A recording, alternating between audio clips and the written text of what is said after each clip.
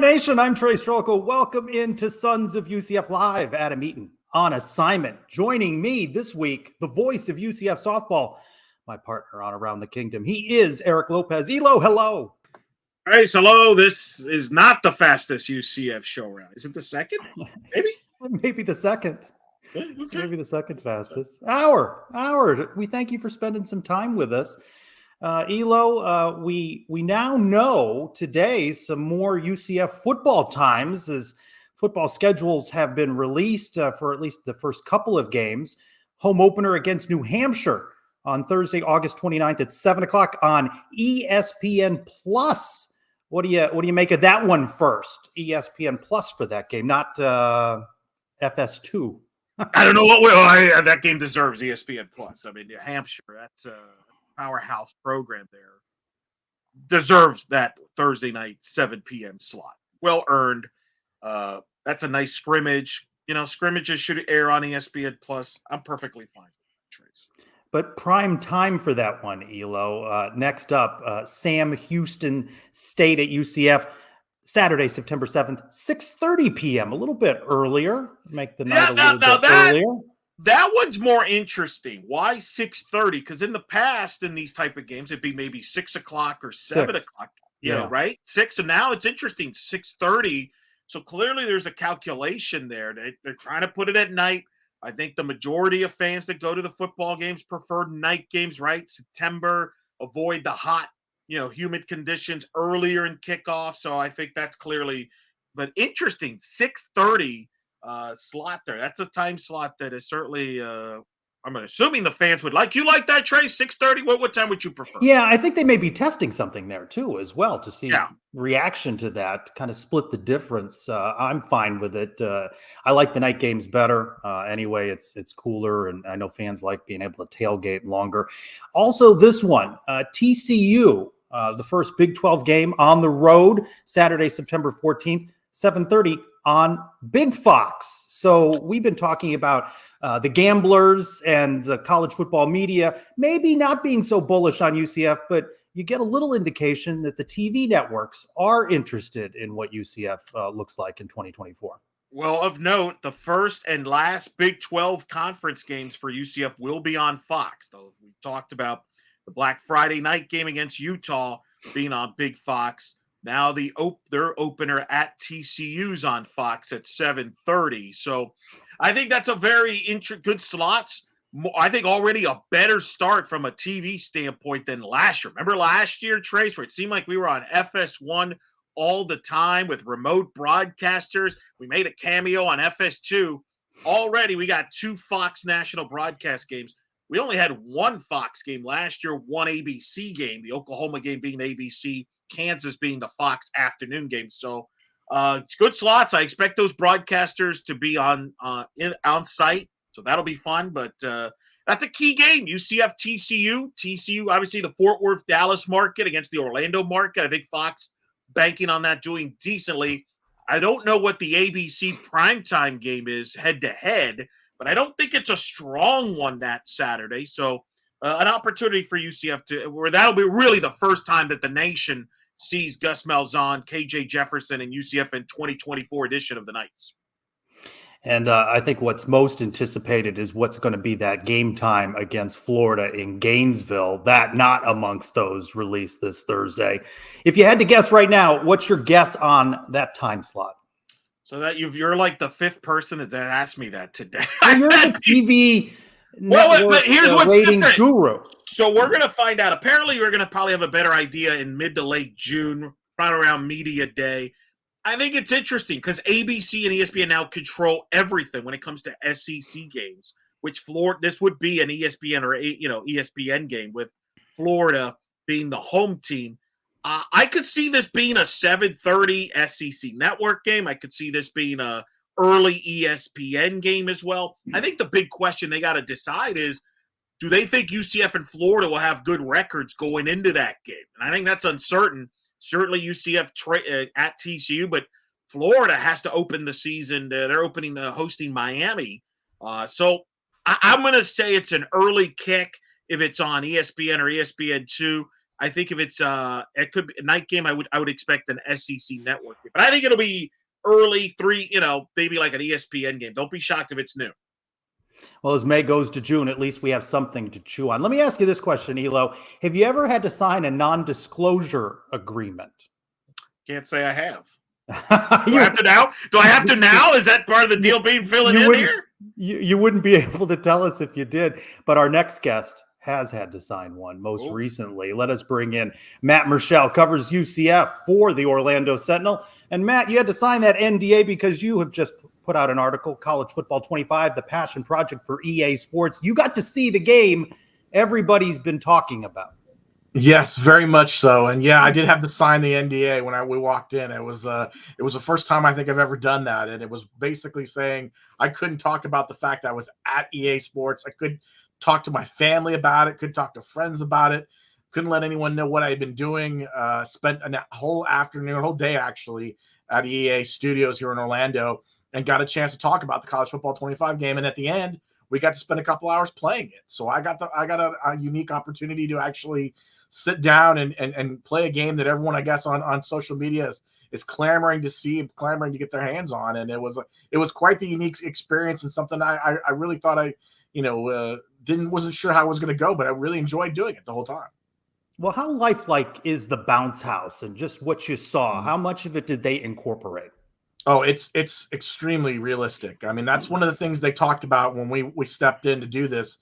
There was a group of I'd say about 20 or so people, few national media members as well.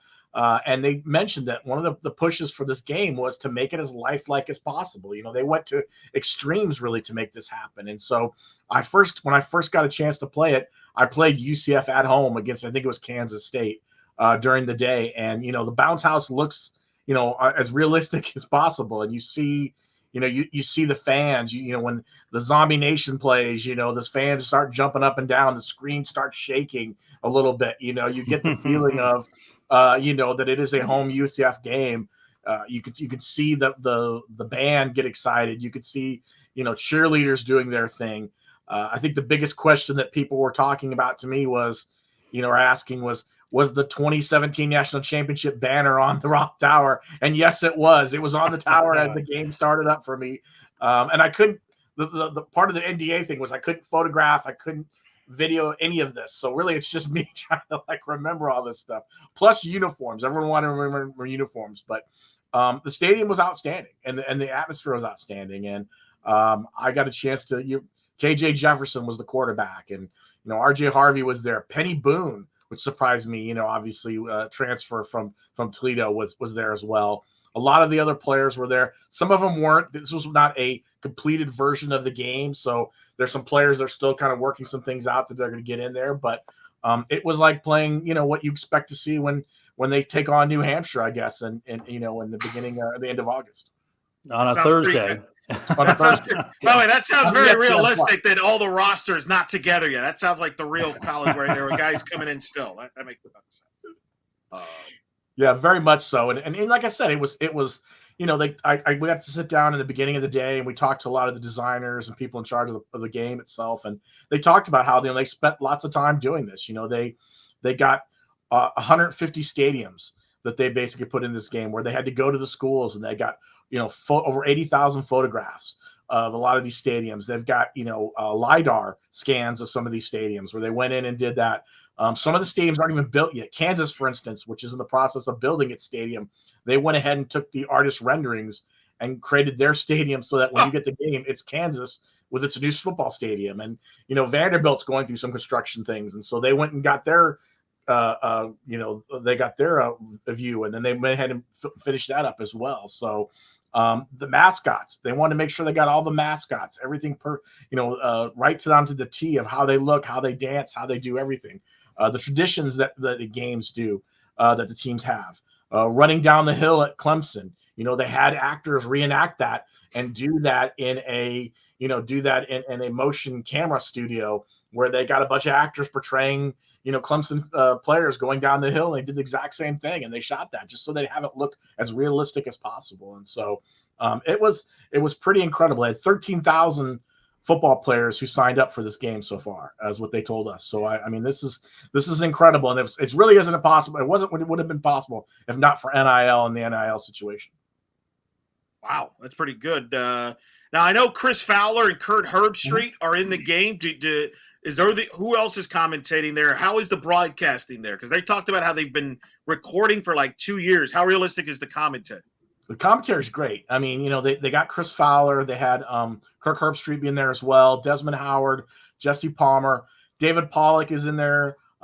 Kevin, they got one of their studio hosts is in there. We talked to Chris Fowler. He was here in Orlando. He actually spoke to us at the event. He said he spent 2 years doing this, 115 hours of recording. He said sometimes he'd do it in his home in Miami Beach. Sometimes he'd be on vacation. He would do it in a guest room or in a closet. He'd record these bits. And he said, the hardest thing is you've got to give the passion that you did of a normal broadcast. It's got to be there, but you're not actually seeing the game. So if you can imagine, you've been through covering a game. Imagine having to call a game where the game's not actually in front of you, where you're just kind of doing it in your visual mind, like, okay, This is what this play is going to be, and how excited you'd be at that certain play. And they had to record everything, 2-point conversions, crazy, blocking kicks, things that maybe wouldn't become a part of a regular broadcast, but they had to make sure that they had that, and in there. And so Chris Fowler said, this was a dream come true for him. Back when the NCAA game was back in 2015, he wanted to be a part of it, and ESPN wouldn't allow him to do it because he wasn't considered a studio host. He wasn't considered a broadcaster at that point, like an elite broadcaster. And so they let Kirk Herbstreit do it, but he wasn't allowed to do it. So he told us he took that very personal. He was very kind of like he wanted to do this, and it really kind of bothered him. So when he got the chance to do it this time, he jumped at the thing. And he said the thing that's amazing is he shot some videos talking about it, and the reaction from fans were just like, they're just really salivating at this idea of getting him in there. So the broadcasters are great. They do in-studio breakouts here and there. Everything is just kind of, next level when you talk about what's going on. But back to uniforms. Yeah. Okay. What's UCF wearing in these? How many options do you have when you select UCF? I would say there was close to at that point it was I want to say it was probably 8 to 10 at this point, different combinations. But as I said on Twitter the other day, not all the uniform combinations were loaded because they didn't have the Space Game uniform. And when I asked someone about that, they said that just was because they hadn't got the chance to get it in. Again, these were early versions of the game and they were still tweaking some stuff, but I would say that that's for sure going to be one of the uniforms they got in. And I know, talking to some people at UCF, they gave them some suggestions on what uniforms to use when it came to Space Games. So there's definitely some of that going on. I know there was the black and gold uniforms, the full black uniforms with the gold lettering. That was the one I think I was wearing during the game. Home and aways, I think, were the whites for the ways were there as well with the black lettering. I didn't get too deep into uniforms, and I apologize to Christian Simmons about this on Twitter because, again, we only had 2 hours, and it was like limited. It was a limited time to kind of see everything. So, but it was, again, they do different alternate versions. And one of the things they did talk about is they have theme games.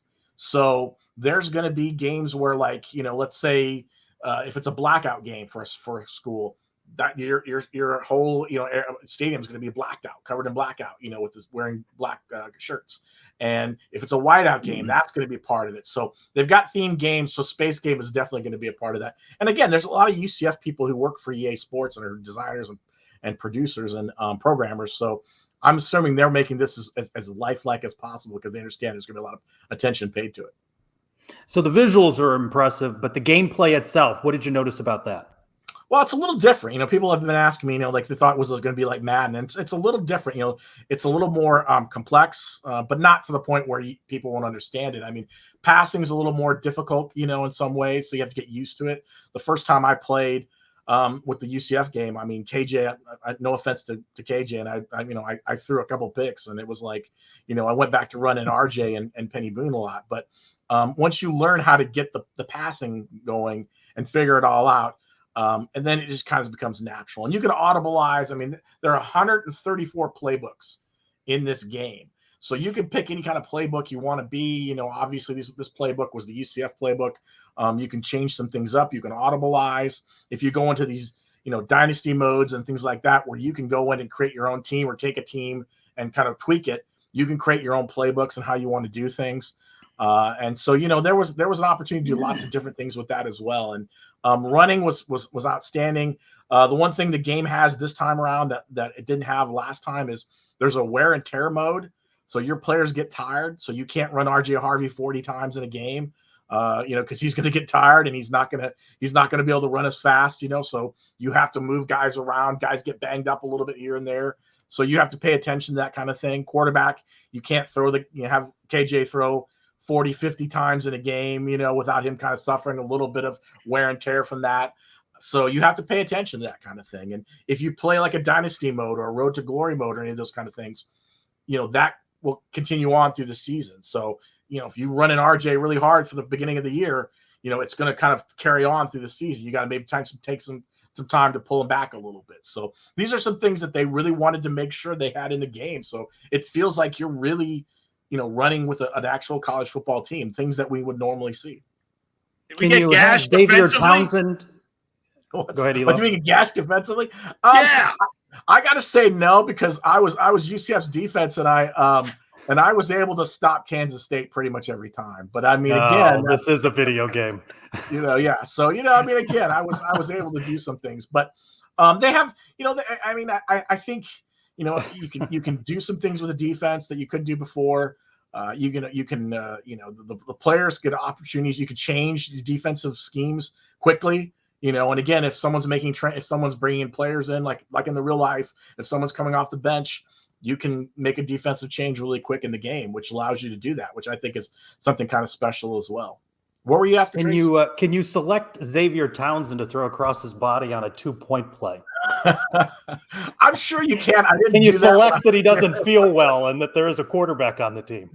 I mean, I'm sure you could probably do some different things if you want. I mean, you could flip players around. They were showing us one thing where you can have players change up. You could have KJ, returning punts if you wanted to. They don't suggest that, obviously, but I mean, you could do anything really to kind of to make this game kind of your own, and then you could create your own player.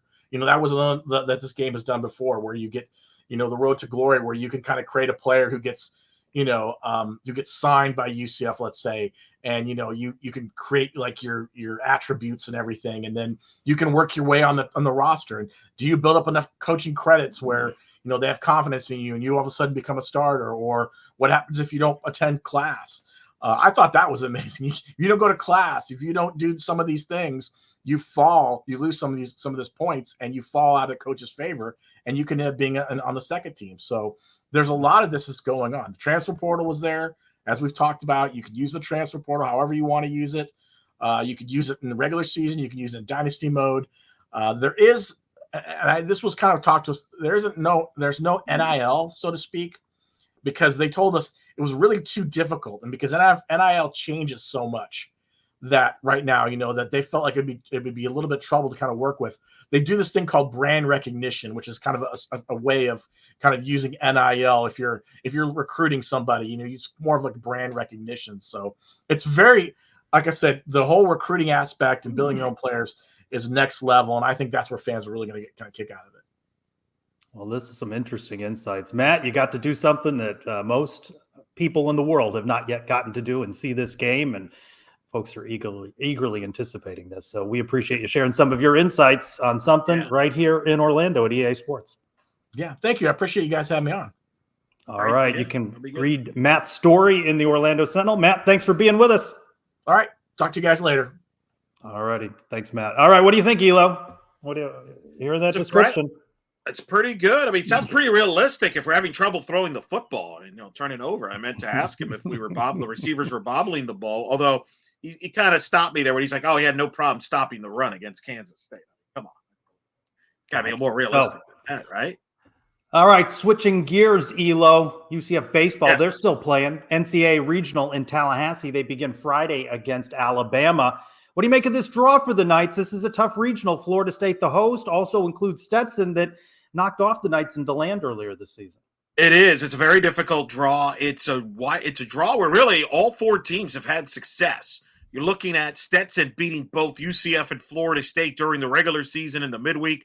Alabama has a very explosive offense. All these teams don't have a lot of depth pitching wise, and they're playing at Dick Howser Stadium, which is a very hitter's park friendly, especially to right field, short porch. So I think Trace, UCF's going to have to cash in with runners on base. They can't afford to do what they did in the Big 12 tournament where they left a ton of runners on base. You've got to cash in here early because this tournament, you're going to get worn down pitching-wise, and it's going to come down to who can hit better with runners on base because every team is going to be short on pitching as we get into the weekend. It is critical to try to stay on the winner's bracket as long as you can. Coming out of the loser's bracket is very difficult. Very hard, very hard. Let's talk UCF baseball and all things UCF with Brandon Helwig, friend of the program, publisher at UCFsports.com, the rival site. Brandon, welcome back into Suns Live. Yeah, thanks for having me. I enjoyed, Matt. That was a great interview. Matt and Michelle learning more about the college football video. Are you video game people? I don't really know. Trace, Eric, are you guys video game people? Not so much. I don't have the kind of time for that. But I used to be, and I would play it. But I need time. Maybe in the summer. I was a stud in Tecmo Super Bowl back in 1991. Ooh, that's a great game. Yeah, I was Thurman Thomas with the Buffalo Bills. Yeah, I was pretty good in that one.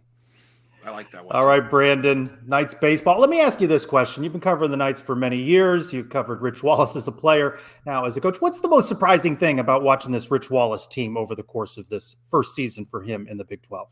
I don't know if it was so much surprising, but just refreshing that UCF is relevant in baseball once again. It kind of been some lean years, and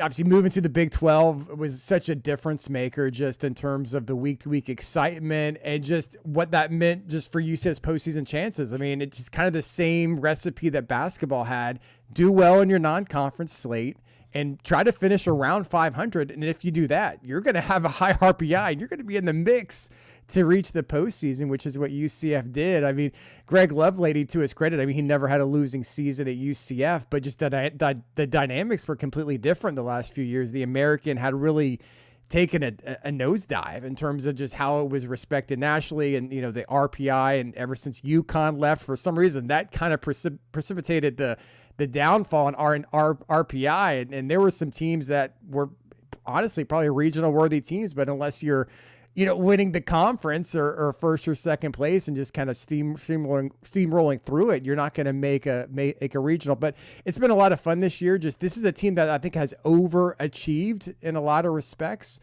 I don't think, Rich, I know he's going to get that talent level up. He's an excellent recruiter, but just the fact that, UCF is back in a regional, because you guys have been following UCF a long time, long before we were talking about, football doing this and that. Baseball was really UCF's best sport. And if you would have asked me, 20 something years ago, when UCF was joining Conference USA, eventually the American, which sport you thought had the best chance to kind of continue to kind of be the most nationally respected sport. We all had high aspirations for the football program, but I think we all thought baseball would have been a lot better than it had been over these past, 17, 18 years. How surprised were you when the announcement came out, the bracket reveal, UCF last four in? That was not what had been talked about in the days leading up to it. No, I think we all kind of, just like we follow Elo for his softball expertise and his, his field of 64 projections. We all kind of do the same thing with Kendall Rogers and just kind of, read what he writes and stuff. And it wasn't just him though. Everyone thought that UCF, at least after they won the two games in that, one of those being a high RPI team at Oklahoma State, after they did that, I think everyone felt like UCF should be solidly in. But they're not on the actual committee. We've got, the Florida AD, there's other people on there, a lot of, there are some projections. I don't know if it was Baseball America or someone, they were kind of on the fence whether Florida was even going to get in. They clearly got in. They were not even considered one of the last four. They kind of had to win some games late in the season to, finish with a winning record in conference or finish with the winning record period. But, from what I understand, that UCF was, I think someone told me that on that list, they were the first of the four. They weren't they were 61 on that list. So they were still pretty comfortably, and I think UCF kind of knew, after that Oklahoma State game they were in. But yeah, I was a little surprised to see that. Trace is still bitter because he lost that. He thought they wouldn't be a last four, and I won that prop bet. That's why he's bitter. But there were some upsets, like, for example, Tulane winning the American Conference tournament that kind of stole some bids that probably dropped them down. And you mentioned it, Brandon. There's politics going on. Florida should have been a last four and not UCF. But when you have an administrator on your committee, that's going to help you out. Now, you and I talked. We're not surprised they ended up in Tallahassee. I remember I was in Tallahassee 2 weeks ago for softball. I even posted a tweet from Dick Hauser saying UCF be here in 2 weeks, and they were. So I know you're not surprised about that, but what do you think about the overall region itself with Florida State as the host, Alabama as the first opponent, then Stetson up? I think a strong 4 seed there. That's a good regional. I mean, if I'm Florida State, you can't be sleeping on Stetson. This was a team that already beat you during the regular season. That's no sure thing, and yeah, in an ideal world, when you're a number 1 seed, and UCF did it many moons ago in 2001 when they went on the road to South Carolina as a 1 seed, they thought maybe they could get away with starting one of their, lesser pitchers in that opening game, thinking they can cruise through the 4 seed and then save their best arms for, winner's bracket game and potential championship game. But nothing would surprise me in this regional, whether that's Stetson beating Florida State, tomorrow at 12 noon, whether that's UCF winning the whole thing, whether it's UCF going 2-0. We just don't know. I mean, with UCF, we could probably say this with most teams in any year, it's very important to stay in that winner's bracket just because the depth of the pitching. We've seen it with UCF. They can maybe get through the first 2 games, but if they have to go to a third, let alone you're going to have to win a third if you want to win it. But if you have to get to a 4th game and potentially even beyond that, if you have to force a second championship game on that Monday, it's going to be a lot better if they can win tomorrow and then potentially win a Saturday night game. You commented in the dungeon that you'd seen the quality of play change in the American. It used to be one of the top leagues, and then it went downhill. How did you enjoy the quality of play you saw in the Big 12? Every one of these series have been competitive that UCF played in. You heard Rich Wallace say it's like a super regional every weekend. Good, clean baseball between these Big 12 teams. Yeah, and we're starting to get kind of comfortable or trying to learn these Big 12 teams, and it's all changing. UCF played Texas and Oklahoma. Obviously, they're on the way out, and then all of a sudden next year we're going to be welcoming Arizona State, and Utah. So it'll be interesting just to kind of see how the dynamics change there. But yeah, it's a quality baseball league. I mean, honestly, you look at SEC, ACC, Big 12. I mean, it should be, continue to be a top 3 baseball league. It was kind of disappointing. I thought they should have gotten at least another team in. I think TCU had, definitely had an argument to get into the postseason. They were a College World Series team last year, and they didn't get the benefit of the doubt. You thought the name on the jersey in that respect, so I thought should have helped them, to get into a regional this year. But yeah, it's a lot of fun, just kind of, we've kind of said it the entire athletic season, obviously football and basketball and softball, every other sport. It's just so much more fun week to week following UCF Sports when you're playing nationally recognized teams like you have in the Big 12. Brandon, let's switch gears. I got a question about the big picture for this program, Brandon, and that is, what is this making this regional mean for the program moving forward? Rich Wallace, first year. I don't know if you picked out some things from him and his style, but you've seen it with softball, making 4 straight NCAA tournaments. The interest has grown. Attendance has gotten better in softball, and more people are following softball. I feel like baseball's been lacking that because of the fact they haven't made the tournament since 2017. I mean, when I saw you in the Texas game, I was floored by the attendance there. Can this be a startup? Can this start up this interest again in baseball that used to exist when Rich was a player in the Bergman era? Well, Eric, were you floored in terms of the attendance? Was it better than you expected, or did you? I thought it'd be better. I thought it would have been better. Now you explained to me you thought the holidays may have played a factor in some of that. That's the thing. I don't know if we've really seen the influx in support that I thought maybe we'd have in baseball this year. I mean, the crowd's been pretty. I mean, all things considered, they've been fine. It wasn't anything impressive. When that Texas series, I thought that was kind of disappointing to me in terms of the fan support. I know, school students, that the semester had already ended, but I go back and I looked and I was thinking, what are some of these end of the season series that UCF has played in years past that were incredibly meaningful? They played South Florida at the end. It was Lovelady's first season at the end of 2017 to decide, winner of the series wins the conference regular season. And those games had higher attendance than the Texas series. 10 plus years ago, UCF had an opportunity. They hosted Rice. And that time, remember Rice baseball was, it seemed like they were perennial top 5, top 10 type program. And that was a series. I think that was Rooney's maybe third year here. It was one of Rooney's first season. It was in that back-to-back regional team that he did have. 2012, yeah. Anthony Rendon was the star player for Rice. Yeah, yeah, and that was another kind of big time into the season series. And whoever wins it, Rice ended up winning the series, so they won the conference regular season. But those games had higher attendance than the Texas series. I know a conference championship wasn't on the line against Texas, but just the fact that it was Texas and this was kind of capping off a Big 12 regular season, and knowing at that point every game was important. It was no secret that UCF was fighting to get into a regional. They needed to finish strong. They needed to piece together some wins. I think if they would have won that Texas series, I think maybe what happened in the Big 12 tournament wouldn't have been as important. But obviously, you never want to go 0-2 in those things. But yeah, I think the baseball support has the potential to take off even more. The talking points are repeated ad nauseum. There's no baseball team in Orlando. There's no other baseball team. There's no minor leagues. There's no major leagues. So, if people love baseball, there's really only one choice, and it's going to be, a fantastic league for. It's going to be a fantastic schedule for years to come with UCF being in the Big 12. Let's switch gears to football. You are particularly bullish on this Knights team that Gus Malzahn has assembled, both the recruiting class, the portal class.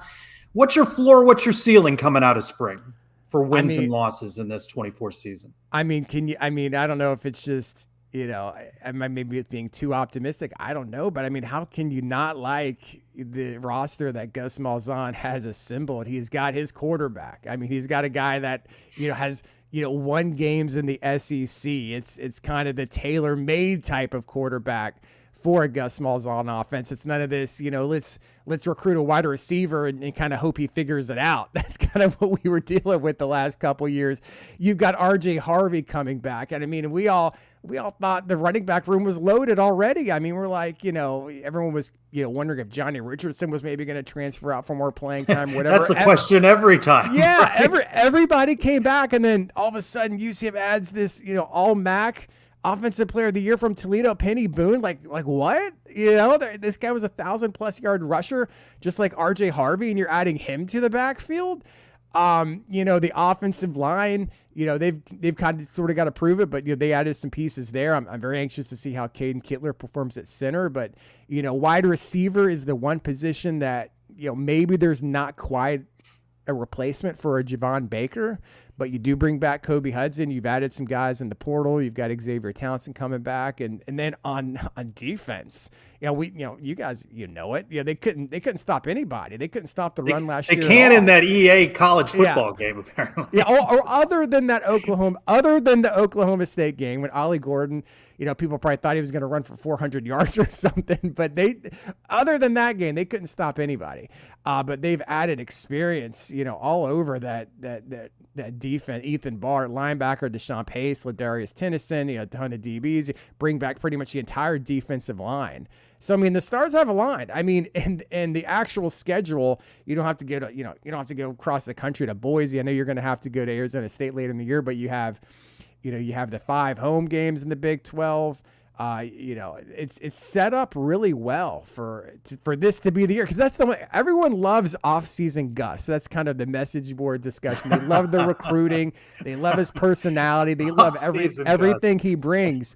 They just want to see it translate to a conference championship contending season. Even though he was still kind of fresh in his tenure here, I think it was a missed opportunity, as far as not winning the American in 2022. I think, they should have beaten Navy. That was a terrible loss, losing to Navy, twice, probably never should have happened. If you beat Navy and you host that conference championship game against Tulane, I mean, I don't know. Tulane was really good that year, but I mean, maybe the result is different. I mean, I'll always take my chances playing in the bounce house versus going on the road. And then last year, I don't know how I really quantify last year. It wasn't a disappointment. UCF did make a bowl game, and to me, that was what the minimum expectation was. But just the collapse at Baylor. I mean, against the Baylor. We're not going to rehash that whole game, but that was just terrible. And they did rebound when John Rice got healthy again, and did string some wins together. That Oklahoma State win was amazing. Obviously, that'll be one of the top wins UCF's probably ever had. Honestly, just the whole memorable way it happened. But they had opportunities. I think they should have. It was a winnable game at Texas Tech. They couldn't pull that out. And that bowl performance after starting the game so well, and kind of just completely took a dive after that. I mean, I think the vibes would feel a lot different if UCF won that Gasparilla Bowl against Georgia Tech. But yeah, this is the year. I mean, Gus has so floor and ceiling. What's your floor? Again, that was the question. 7, 8, floor and ceiling. I'm saying the ceiling. I will say sky's the limit, right? Is 10 wins. It's hard to go. It's hard to go. I'm not going to use the U word. I was about to. It's hard to go undefeated in Power 4 football, but I think the ceiling is 10 wins and a conference championship, which would be a spot in the college football playoff. Wow. And I think the floor, I think the floor should be 7 wins. Oof, you're going to have an unhappy dungeon at 7 wins unless there's a Florida win in that mix. Yeah, yeah. I mean, that Florida win in 2021. I mean, that there's a lot of goodwill from the UCF fan base for that win. And if you do it again in the regular season when, you can't make the excuses that, people have opted out or people don't care or whatever. And if that happens, I mean, Billy Napier is probably being fired on Sunday afternoon. So that'll be that's definitely a game. I mean, I know I wasn't the biggest fan of that series when it was announced. Just the way the whole home and home, or it's not a 2-for-1. It's a home and home and another game kind of thrown in there. However, they try to sort of frame it, but. I mean, no one can argue that's with what'll be a fun early part of the after the first 2 weeks, which is kind of not intriguing at all. But then you got the TCU game and primetime Fox on the road, and you got primetime. I mean, those would be 2 really fun early games, and then you got Florida in the swamp in a game that's gonna mean something. Yeah, that's gonna be a lot of fun. By the way, in fairness, Brandon, Gus said last year was a disappointment. He said it with you guys, and he made changes. So I think he kind of feels like you do, Brandon, about he's going all in, it feels like, this year with this Big 12. And you mentioned you got to take advantage of the 5 home games slate because you're not going to get that every year. So I think that makes a ton of sense that the expectations should be very high. What do you make of all the changes? Is there one change in particular that stands out to you that could be the difference to making those expectations a reality? Well, I think the fact that, when he looked at that defensive side of the ball and Addison Williams being a first-year coordinator, I still think the future is bright for him. I think he'll figure things out and he'll be a defensive coordinator, if not at UCF, somewhere else within the next few years. That was just a tough gig for him coming into it. I think elevating to the Big 12 was maybe too tall of a task for a first-time coordinator. And I just think some of the we're hoping, we're kind of projecting, and we do it every year, that these transfers coming in they're gonna mesh well, they're gonna perform, they're gonna do maybe as well as they did at their previous schools or even better. But I think UCS, frankly, they've had some transfers that have been busts, and I think that kind of hurt him this past year. But I think the fact that, like you said, Gus he's not fooling around. This is the year to do something. And he couldn't, I don't think he lost all confidence in Addison, but it's like, what? I need to bring in a seasoned and experienced defensive coordinator. Ted Roof, the one thing you could say that he has is experience. He's had experience. He's been around about 100 different schools, it seems like he's been the defensive coordinator of. But, that is the side of the ball that, as long as they can be decent on defense, we always have to have the caveat, as long as everyone stays healthy. If KJ Jefferson can show us what he showed us at Arkansas 2 years ago.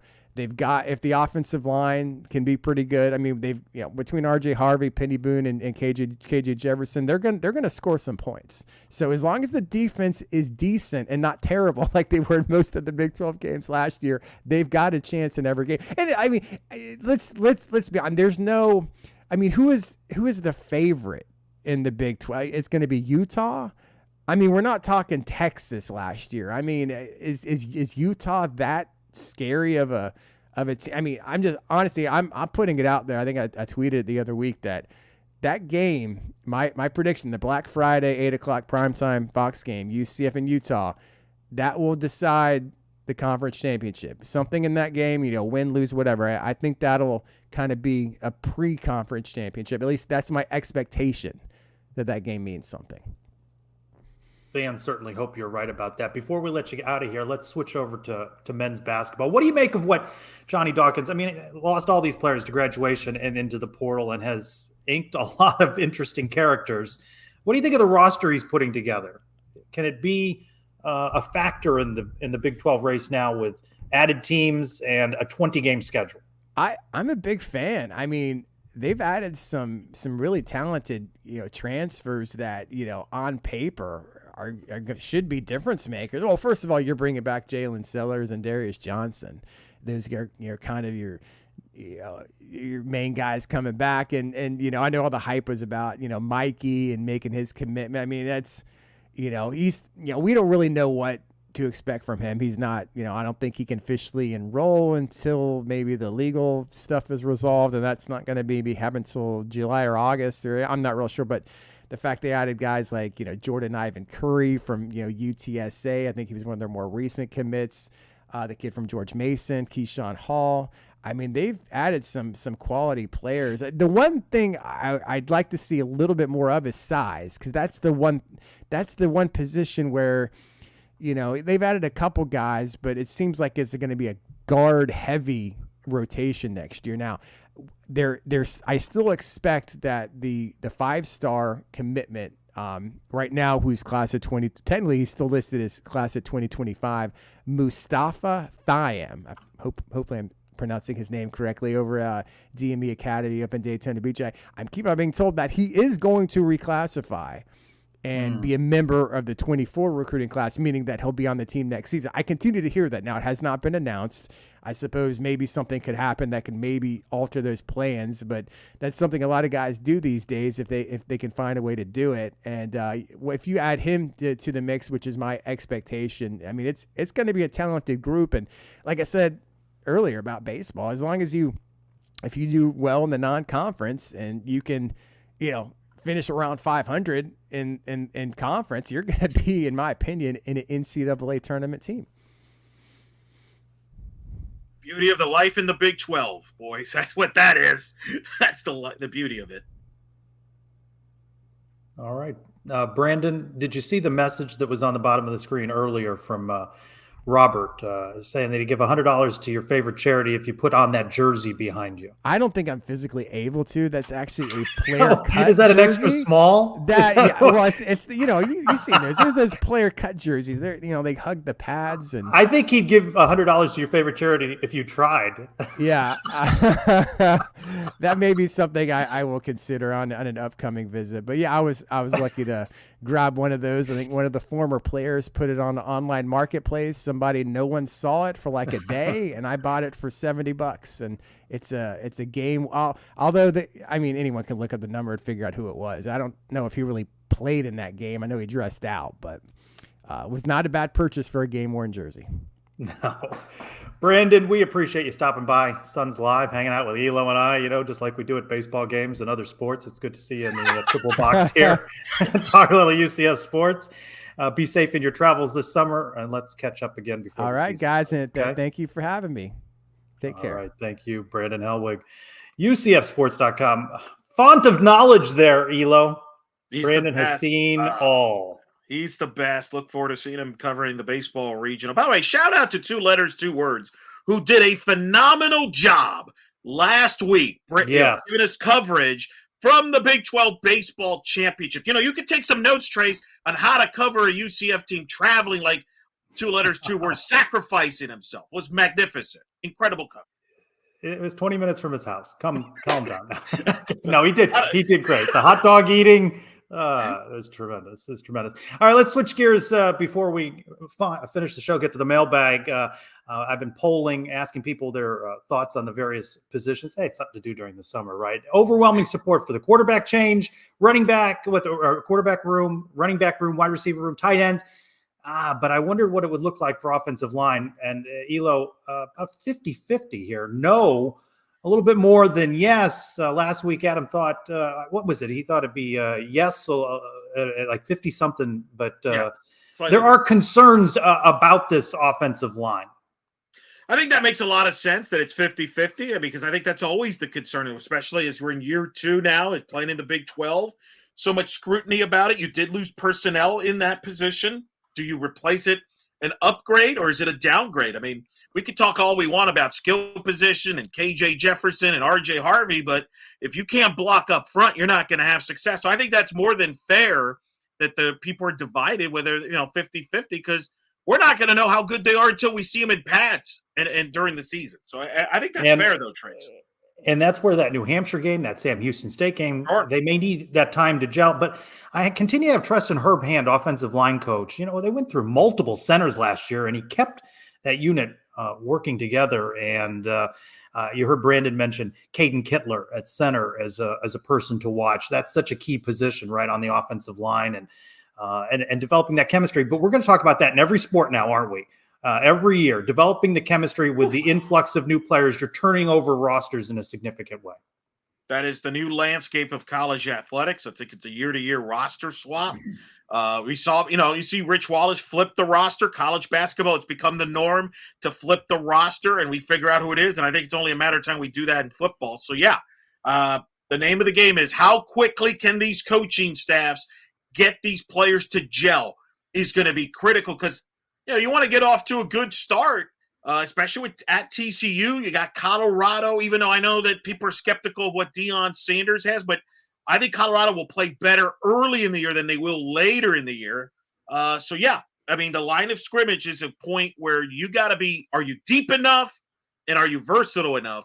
Will perhaps go a long way in determining UCF football's 2024 success. Yeah.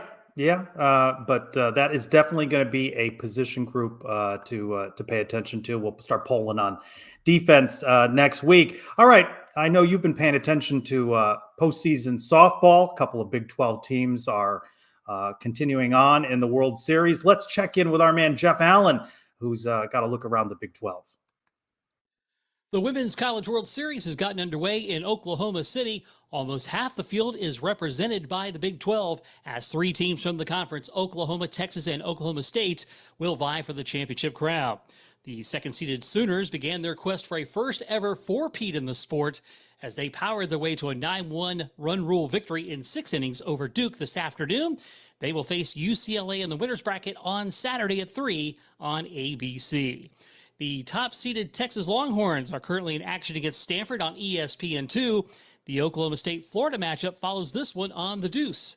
Depending upon the results of those 2 contests, that could determine whether one or both play in the loser's bracket on Friday or the winner's bracket on Saturday. The NCAA baseball tournament gets underway tomorrow. Here is the schedule for Big 12 teams in the tourney. In the Bryan College Station Regional, Texas A&M takes on Grambling, 1 o'clock on ESPN+. Texas battles Louisiana at 6 o'clock on ESPN2. In the Fayetteville Regional, Kansas State is matched up with Louisiana Tech, 8 o'clock on ESPN+. In the Tallahassee Regional, our UCF Knights square off with Alabama, 6 o'clock on ESPN+. In the Norman Regional, Oklahoma battles an in-state foe in Oral Roberts. That's at 7 o'clock on ESPN+. In the Stillwater Regional, Oklahoma State entertains Niagara, 7 o'clock on ESPN+. And in the Tucson Regional, it's West Virginia versus Dallas Baptist, 3 o'clock on ESPN2. With your Big 12 Minute, I'm Jeff Allen. Elo, do you feel a little bit better about UCF softball's losses to Oklahoma and Texas when you see an Oklahoma and a Texas continuing on at the College World Series? I do, and Oklahoma State for that matter. It's funny, as Jeff mentioned, Texas is up 2-0 right now in the 6th inning. against Stanford, trying to advance to the winner's bracket game. Oklahoma will play UCLA. I think they're a heavy favorite there. And then Oklahoma State will play Florida later tonight. You could have Oklahoma State, Texas, and Oklahoma. Would not surprise me if those three teams are among the last four standing, and two of them maybe represent the Big 12 to play for the national title next week. Boy, that is interesting. Hey, you might recognize this next person as we take a look at some news and notes. Jasmine Williams, let's go around the kingdom. Oh, that's nice. She's going to be a difficult one to replace, as there's a lot of players that will be coming in, and a lot have gone out for UCF softball. So she has definitely left her mark on things for the Knights. All right, some news and notes, Elo. Mainly that men's soccer released its schedule. A lot of top 50 RPI games on that schedule. They open August 22nd against Mercer. Remember, the Knights got as high as number 1 in the polls, came back to earth a little bit, still finished at 19th. Still a good year, but it's funny how the perspective changes over the course of the season when you get to number 1 and you can't hang on to number 1. True, but you look at that schedule. Marshall comes to town, that high-powered offense. Remember, that was a 1-versus-2 when UCF played Marshall in Huntington last year, that part of the Sun Belt Conference. We'll see if the Sun Belt's as strong this year as it was last year, which was one of the strongest conferences in the sport. And Wake Forest from the ACC comes into town, Trace. That's a pretty attractive. Scott Calabrese ain't ducking anybody in that schedule. No, not at all. Hey, we're nearing still a couple episodes to go. A 1-year anniversary for Around the Kingdom. It has flown by, hasn't it? As you like to say, the fastest show in all the UCF space. This is true. I mean, I'm already exhausted right now. I mean, I'm not used to doing a nearly an hour show. What are we doing? Oh, you're on TV all week for doing so many things. This is nothing. Now on Sons of UCF's YouTube channel, the latest episode of Around the Kingdom. Here's a little clip. Look, in a way though, isn't that a good thing, Trace? Do we want? Maybe it's good that the national perception is UCF not as high. Maybe that's a better thing than having the expectations too high, even though that's not going to work with the locals. We all know the local media is going to hype this up, that this is the best UCF team, most talented team of all time. That's my prediction, Trace. Somebody in July or August, whether it's a TV guy or a local media person, will say, might be UCF Mike on the Sons of UCF Live as well, that this is the most talented UCF team ever. So the hype is going to be there locally, but nationally, I think it's a wait-and-see approach. There you go, Elo. Are you a wait-and-see guy? You're a wait-and-see guy, Trace. You're wait-and-see. I am a wait-and-see kind of guy. I hedge my bets, Elo. You're everywhere, but so are the Sons of UCF YouTube channel, website, and our guy Clay Pasco's been keeping things busy on Instagram. I don't know what he's doing on TikTok yet, but I know I see the Instagram posts.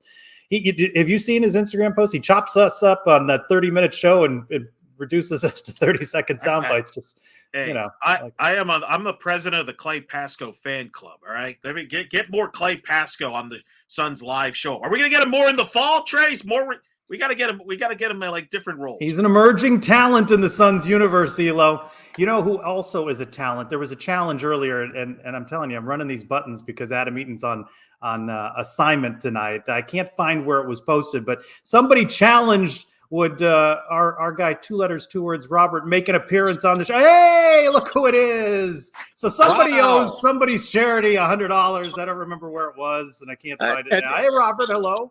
And unlike Adam, I don't get relegated to the corner, in the side.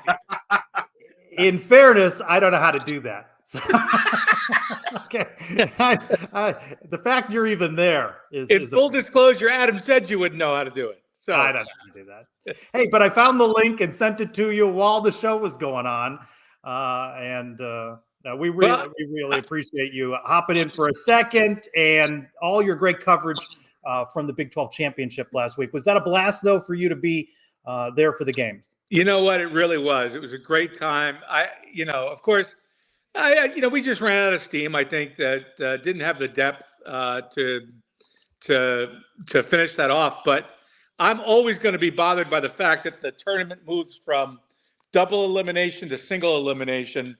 Not that we would have been able to beat them 2 out of 3, but you never know. So it kind of bothered me, but I'm very, very high on the fact that this tournament will be 30 minutes from my house for the next, For the foreseeable future. Yeah, like 20. I think they're through 2028. Yeah. And then, of course, with the basketball tournament being in Kansas City, I'll be at those two tournaments every year. So I'm excited. I mean, if Adam's listening to this, we may have found a correspondent permanently here. May have negotiate the offseason here. Can you convince Trace to go? I was trying to tell Trace, go to the baseball tournament. I went to the Big 12 softball. Now he can stay with you, right? Can he stay with you?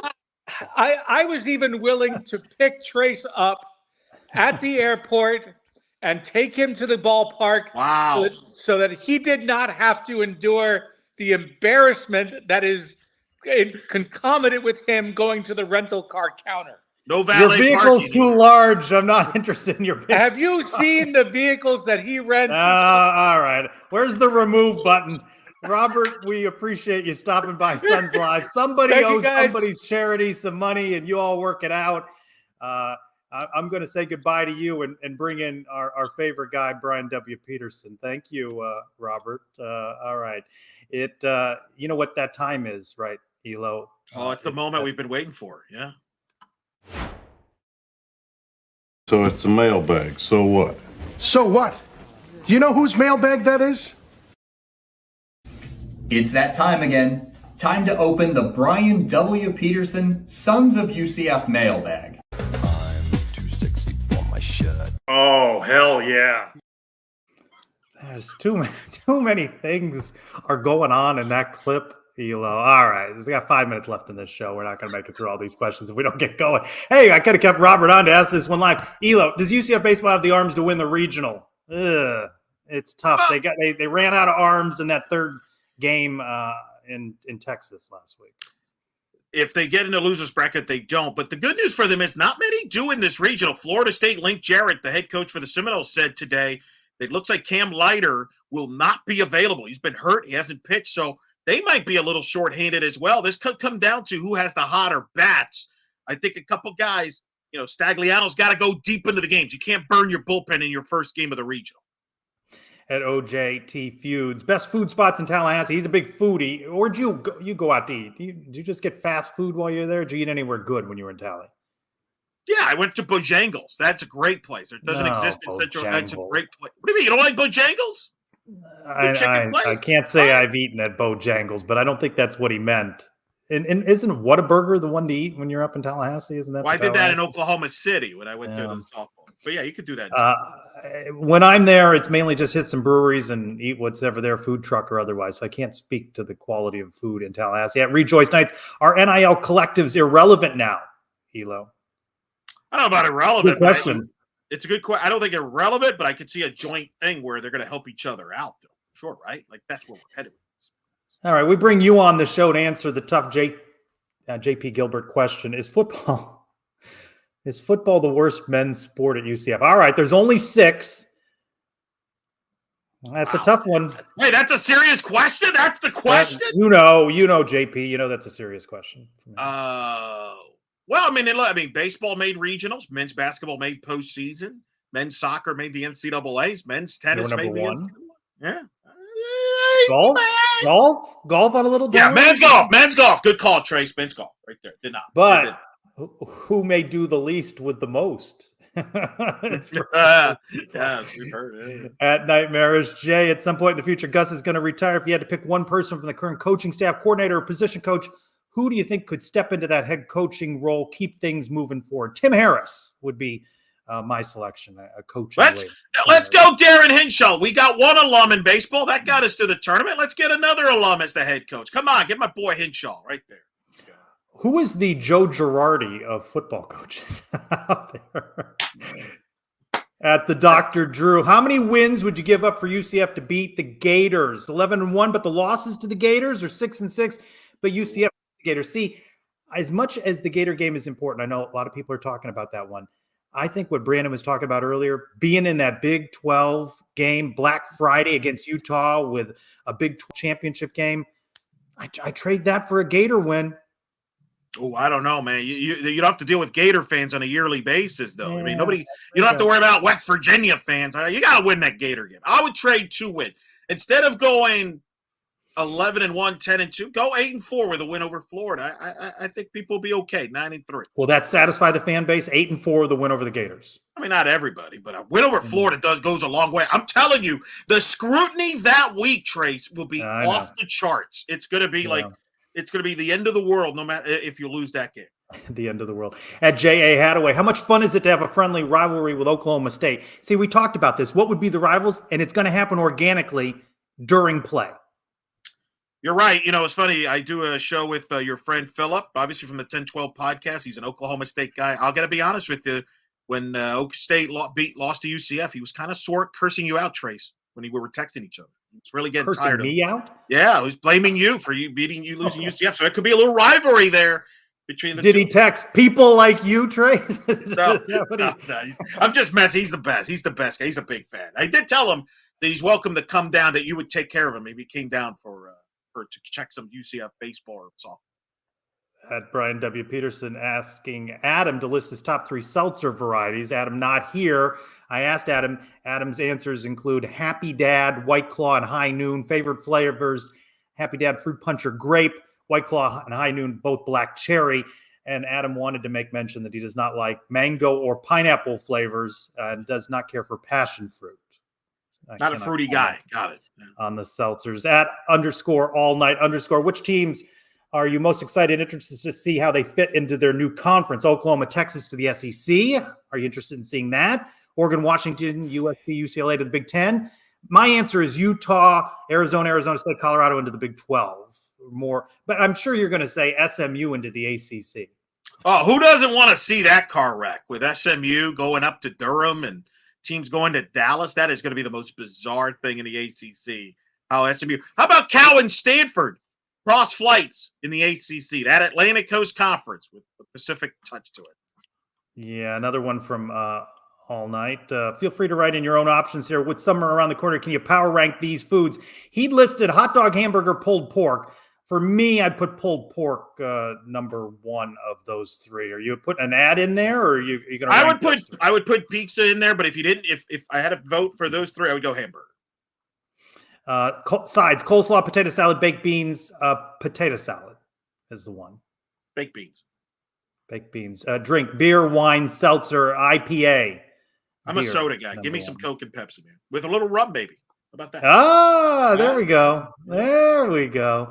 All right. Even though Adam is not here, we do like to end the show with that question, Elo. Well, what's in the box? And we may have a question this week.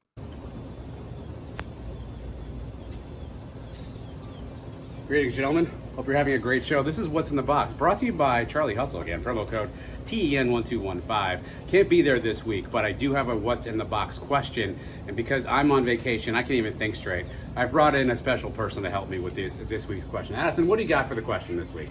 If you eat yourself, do you get twice as big or disappear completely? Ponder that one, gents. Have a great show.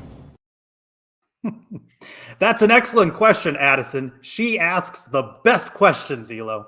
What a backdrop that is. Is Adam going to do the show? I mean, he may never come back, Trace. You may have to run the show forever. That's an incredible back. I wouldn't. I don't know about. I think I'm taking another PTO next week.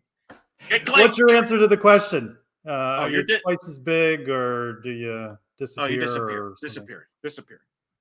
Disappear. I'm gonna go with disappear. Hey, Elo, was the supersized hour enjoyable for you? I mean, it was long, but I'll tell you, it's a greater appreciation for Around the Kingdom. This was fun. It was good to catch up. You enjoy spending half an hour with me instead of an hour. I want to thank Matt Murschel for taking us behind the scenes in that EA Sports game. We appreciate Matt. And, of course, Brandon Helwig. We touched on a lot of topics: baseball, football, men's basketball, and, hey, a little cameo from Robert, 2 letters, 2 words, and, of course, ending the show with Adam and Addison. All right, Elo, appreciate you. For Eric Lopez, I'm Trey Strelko. Thanks so much for joining us for this week's Sons of UCF Live. Yo, this is Robert Griffin III. I want to say thank you for watching Sons of UCF. RG3. RG3. Thanks, Elo. Appreciate it. Peace.